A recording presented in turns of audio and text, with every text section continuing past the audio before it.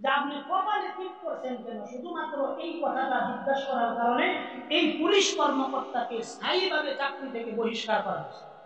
কিসের বিরুদ্ধে বলার জন্য? একটা কপালের টিপ। আপনাদের কাছে প্রশ্ন, এই কপালের টিপের মর্যাদা বেশি না আমার রাসূলের ইজ্জত এবং সম্মানের মর্যাদা বেশি? এই আওয়াজটা এইভাবে করলে ইমানের লক্ষণ হয় না। আল্লাহ রাসূল এই টিপের মর্যাদা বেশি না আল্লাহ রাসূলের ইজ্জত সম্মানের মর্যাদা বেশি? বলেন।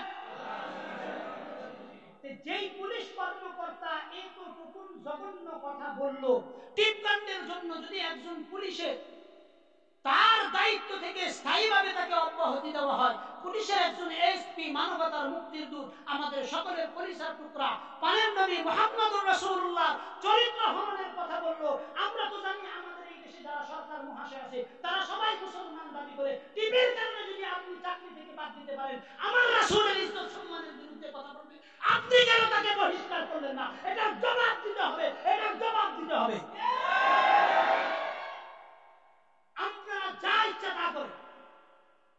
আরো 100 বছর ক্ষমতায় থাকেন, কিন্তু রাসূলুল্লাহকে নিরাপদ রেখে তারপরে থাকেন। এই রাসূলুল্লাহর সাথে আমরা কোনো কম্প্রোমাইজ করি না। এই বিষয়ে আমাদের কোনো সাথ নাই। আমার বাবা করলে তাকে হত্যা করতে 1 মিনিটও সময় লাগবে। রাসূলুল্লাহ হাদিস, রাসূলুল্লাহ বলেন মান সাব্বা নাবিয়ান ফাকতুলু।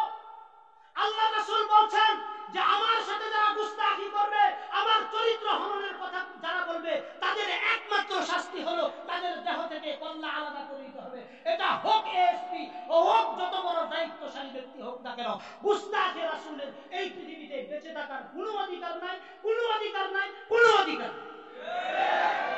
এজন্য যেই পুলিশের এসপি আল্লাহ রাসূলের চরিত্র হননের এই সমস্ত কথা বলছে, আমরা চাইছিলাম যারা এই দেশে আওয়ামী লীগ করে তাদের পক্ষ থেকে প্রতিবাদ হোক, কিন্তু তারা এটা প্রতিবাদ করছে না। এই প্রতিবাদগুলো তারা করলে যতটা শক্তি আমরা পাইতাম, আমরা করলে তো সেই শক্তিটা পাই না। তাদের থেকে করা উচিত আছে, যুবকদের থেকে করা উচিত আছে যে আমার রাসূলকে নিয়ে সে কেন বললো, কিভাবে সে রাষ্ট্রের এসপি হয়, এটা তো সুযোগ দেওয়ার কথা ছিল না। কিন্তু আমাদের ঈমান হয়েছে এই রকম যে আমার দলের নেতার বিরুদ্ধে বললে আমি 1 ঘন্টার ভিতরে তাকে গ্রেফতার করতে বাধ্য হই, কিন্তু যখন আমার রাসূলের বিরুদ্ধে বলে, কোরআনের বিরুদ্ধে বলে, ইসলামের বিরুদ্ধে বলে, তখন এখানে তাকে ধরতে গেলে আমরা বিভিন্ন ধরনের অজুহাত দেখাই। কথা ঠিক না ভাই? আল্লাহ তাআলা আমাদেরকে বুঝদান করুক, সবাই বলেন আমিন।